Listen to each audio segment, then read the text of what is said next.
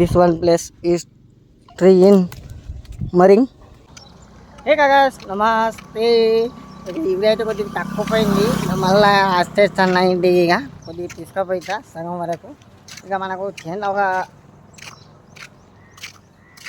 ఏదో ఒకటి ఉన్నాయి.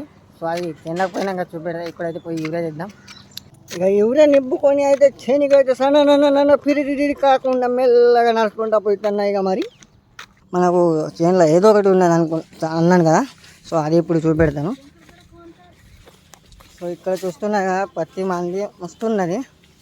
సో ఇక్కడ చూసుకున్నట్లయితే ఇక కొద్దిగా జాగా ఇక మొత్తం ఇట్లా కాలిపోయి ఉన్నది. మరి ఎవరిదైనా ఇట్లా కాలిపోయిందా ఒకసారి చూడండి, చెప్పండి. ఇవ్వండి ఇంత జాగా అన్నది మొత్తం కాలిపోయింది. మొత్తం ఇవ్వండి. హౌ దిస్ ప్రాబ్లం మనకైతే అంత ఏం తెలియదు.